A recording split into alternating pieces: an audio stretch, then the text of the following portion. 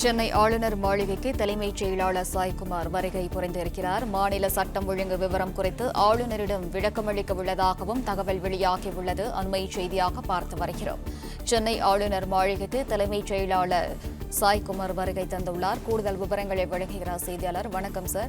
மாநில சட்டம் ஒழுங்கு விவரம் குறித்து ஆளுநரிடம் விளக்கமளிக்க உள்ளதாகவும் தகவல் வெளியாகியுள்ளதே. கூடுதல் விவரங்கள் என்ன?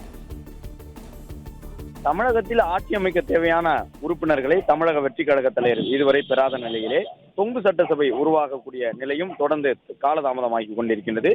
இந்த நிலையில்தான் தமிழக அரசியல் களத்தினுடைய அடுத்த கட்ட நிலவரம் என்னவாக இருக்கும் என்பது ஒரு குழப்பமான நிலையில் நீடித்துக் கொண்டிருக்கக்கூடிய சூழ்நிலையில் தலைமைச் செயலாளர் மற்றும் டிஜிபி ஆகிய இருவரையும் உடனடியாக ஆளுநர் மாளிகைக்கு வருமாறு தமிழக ஆளுநர் அர்லேக்கர் உத்தரவிட்டிருந்தார். அந்த அழைப்பை ஏற்று தற்பொழுது தமிழகத்தினுடைய தலைமைச் செயலாளர் ஷாய்குமார் வருகை தந்திருக்கின்றார்.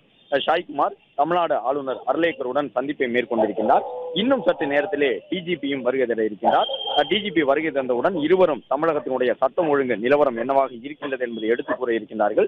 ஏனென்றால் ஒரு கட்சி தனிப்பெரும்பான்மை பெற்றிருக்கின்றது. ஆட்சி அமைப்பதற்கு தேவையான அளவு பெரும்பான்மை இடங்கள் இல்லாவிட்டாலும் தனிப்பெரும்பான்மை பெற்றிருக்கின்றது. ஆனாலும் அவர்கள் ஆட்சி அமைப்பதில் தொடர்ந்து ஒரு இழுபறி நிலை நீடித்துக் கொண்டிருக்கின்றது. எனவே இப்போது இருக்கக்கூடிய சூழ்நிலையிலே மக்களுடைய மனநிலை தமிழகத்தில் என்னவாக இருக்கின்றது என்பது தொடர்பாக உளவுத்துறை தந்திருக்கக்கூடிய தகவல்கள் உட்பட பல்வேறு முக்கிய விவகாரங்கள் தொடர்பாக இதில் ஆலோசிக்கப்படுகின்றது. ஏனென்றால் ஒரு வாக்கு எண்ணிக்கை முடிந்தவுடன் அரசு அமைய வேண்டும். அரசு அமையாத பட்சத்திலே மக்களுடைய மனநிலையிலும் சில குழப்பங்கள் இருக்கலாம். ஆட்சி நிர்வாகத்திலே சில தொய்வு ஏற்படக்கூடும். அமைச்சு பணிகள் எல்லாம் பாதிக்கப்படக்கூடும். எனவேதான் தற்பொழுது இந்த சந்திப்பை மேற்கொண்டிருக்கின்றார் தமிழ்நாட்டினுடைய ஆளுநர். இந்த சந்திப்பில் சட்டம் ஒழுங்கு தொடர்பான விவரங்கள் பேசப்பட இருக்கின்றன.